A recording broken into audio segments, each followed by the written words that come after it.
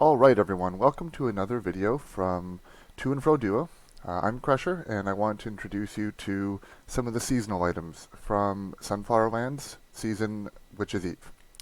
So one thing I wanted to get into today are feathers. So feathers are a seasonal currency in the game, so you can see them here, and they are not blockchain-based items. So they can't be traded with other players, they're only useful during the current season, and they're used to purchase seasonal items and bid on specific auctions. Alright, so how do I get these feathers? So these feathers are mainly earned through deliveries. So where you find deliveries is in the bottom left of your farm. You'll see an icon with this like little sandwich board, and these are NPCs.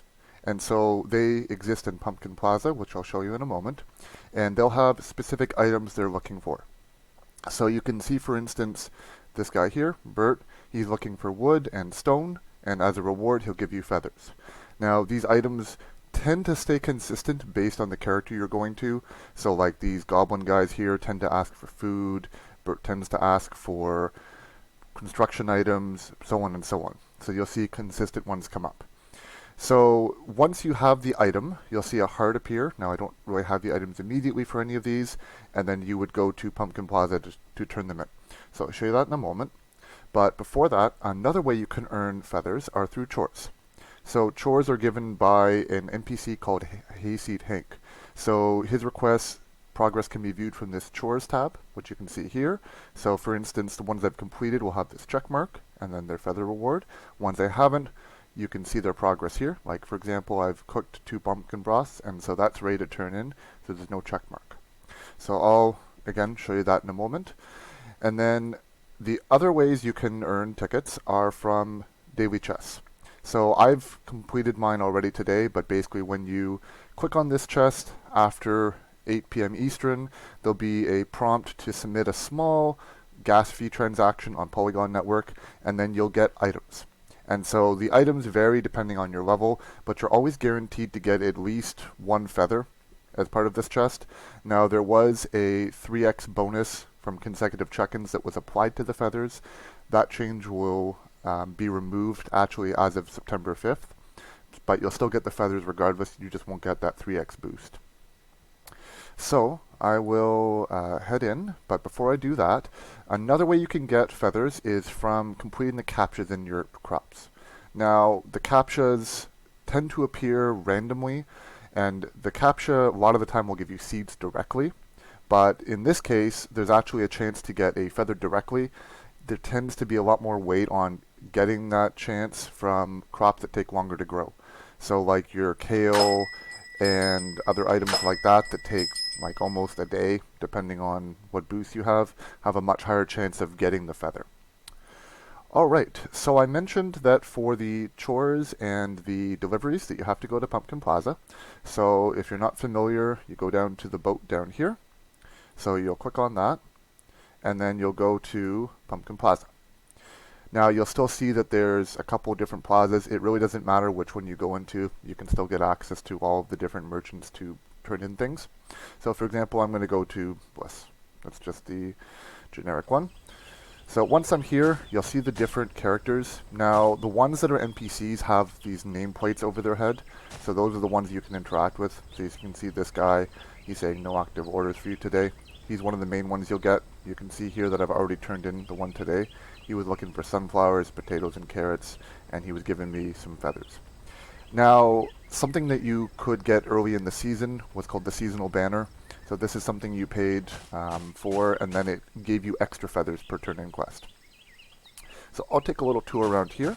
So you can see Pumpkin Pete, you can see there's Betty, Cornwell, all of these different NPCs. And like I mentioned, you'll see that, for example, this is Bert, and then you go over if you want to turn it in, and you talk to Bert.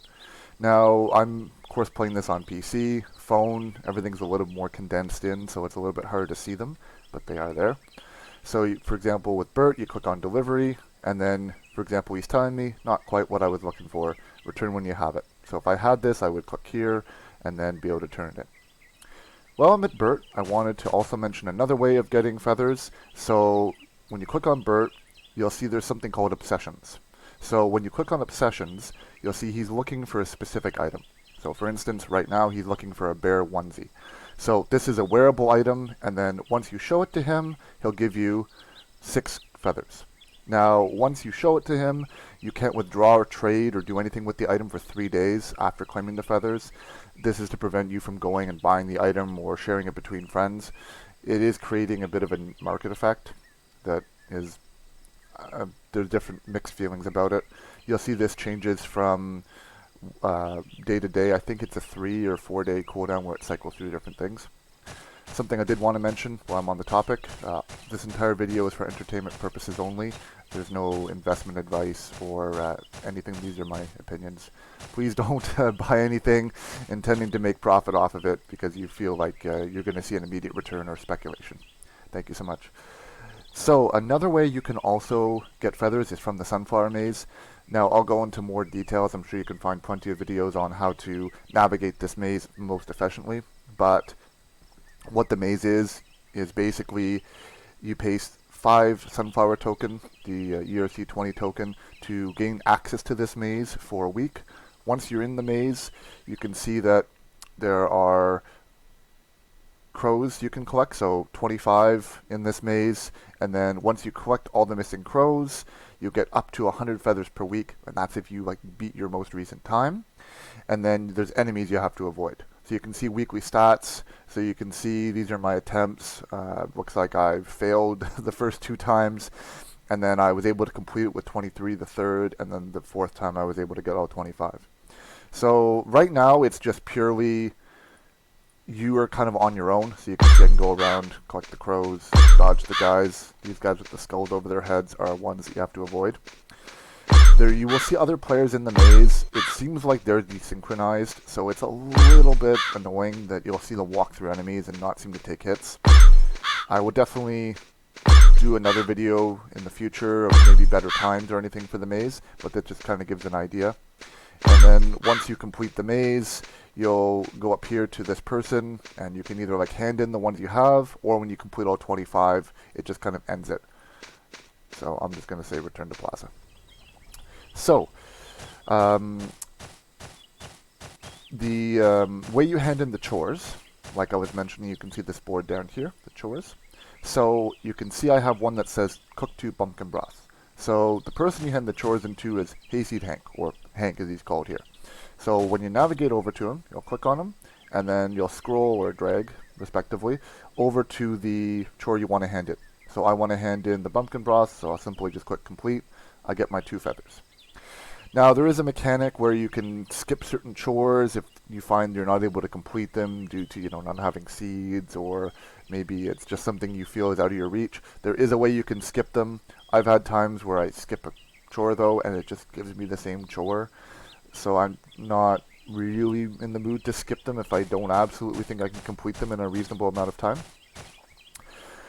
So that pretty well sums up how you get these feathers. So what do I do with these feathers? Why should I be collecting them? Why should I be submitting crops and doing all these chores and dodging creatures in a maze? So what we do with them is we go over to Stella. So Stella is this merchant in Pumpkin Plaza.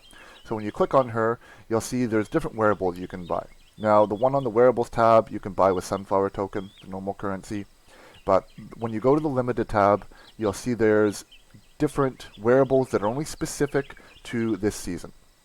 Now, many of the wearables actually have a separate timer. So, for example, this witching wardrobe, you can only craft from July 31st to October 31st. So this means that although the season might run longer than the item is craftable, they've kind of like restricted your ability to craft it sometimes. So like, for example, this imp costume, because it's September 1st right now, I'm just in the range where I can craft this. So you're not going to see many if someone says forget to craft it, or maybe they're doing something else and they're trying to save their tickets. They can't really come back and craft it later. So it creates a different dynamic to it. And many of these wearables don't really immediately have any boosts or benefits. That could always change in the future, but I guess the wearables are more like I like them, I want to show off something, but there's a little bit less utility to them, so to speak, but to each their own. So the other thing you can immediately do with the feathers is you come up to the blacksmith and you click on him. You'll see there's an option to craft. So when you craft, you can see that, again, there's some different items that are normal. So like, for example, this bale is just a run-of-the-mill item. But for example, there are 3 particular items here. So the poppy, the cornado, and the grain grinder. Now, just like with the wearable items, you can see a lot of these have specific time frames that they're only craftable in. I think it's an interesting dynamic that, say, if someone is trying to focus on a specific item, that they could forget that they're out of a window to be able to craft them, so maybe it creates a little more scarcity in some of these items. Now, one thing to look at with these items versus some others is that they actually provide boost to your farming experience. So, for example, Poppy, he gives plus 0.1 to corn growth. So every time you would harvest 1 corn, they would give 0.1 corn extra. So naturally, if you're growing a lot of corn, this can pay off substantially later on, and corn could become quite useful. And if you're not able to craft Poppy, that could be something that people might want after the season. And so someone who's holding this may find more value in it. And then Cornado gives a similar boost to corn growth speed, so your corn would just inherently grow quicker. And then the grain grinder is an experience boost to cake XP. So this seems to be relatively sought after. I can see this being quite popular, but again, just my opinion. The last thing that you can do with the feathers as of right now is you can come over here to the auction house. So when you come in here, you'll see that there's different items you can bid on. Now, the auctions work a little bit differently. The auctions are all blind bid. So it's not loading properly. I'm going to try leaving. But what the blind bid system does is there's a 10-minute time frame where you're able to bid on an item, but you can't see anyone else's bids. And so what this does, okay, it looks like the auction house isn't loading here. I'll try it a different way. But what this blind bidding system does is it creates a lot more question about the item's worth.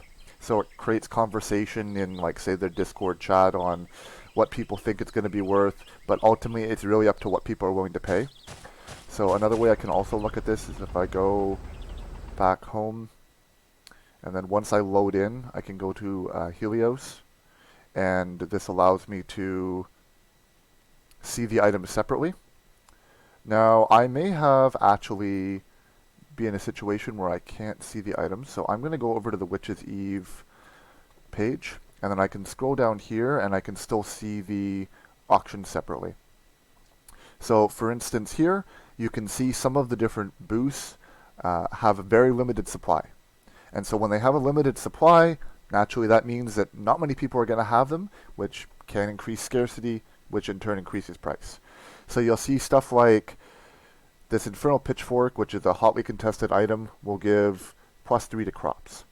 So +3 to crops is a huge boost, and so that's going to be something that's really going to be looked at carefully. It only has 10 in the Sunflower Land mint. So that means only 10 people in this auction will win it. It's going to be a very close auction, and you're going to see a lot of Sunflower token burnt there. Most of these auctions, if not all of them, I believe, will have a Sunflower token bid as well as a feathers. So this Infernal Pitchfork, if we come down here, also has a feathers auction. Again, only 10 mint during this auction, and has the same boost. So these auctions will be very competitive. You'll see a lot of high-end players going after these auctions, and so that's where there's benefit in the smaller items, because you're not going to be competing against other players for them. As long as you have the feathers, you can get them. But these auctions are very intense. Typically, there's going to be 2 to 3 auctions per item. So like, it allows you to go to different time periods. So one might start at, say, at 2 a.m. my period, and then maybe like noon my period, and then 8 p.m. my period. That way, that in your time frame, everyone's able to get the same items or the same access to it. So this kind of sums up the season. You don't necessarily have to do the season. You're able to continue growing your island if you're not fully interested in the season, but I think it's a great thing to benefit from and be aware of, and it's a great addition to the game. These seasons do cycle through in, I believe, 3 to 4 month periods, so if you don't craft these items, you can always buy them on third-party sites like OpenSea, and you can also sell them naturally once the season's done. Anyways, thank you so much for checking out my video. Please follow us, and we do a lot of variety videos, not always necessarily Web3, and we'll be around. Please check us out later. Thank you so much. I really appreciate it. Have a good day.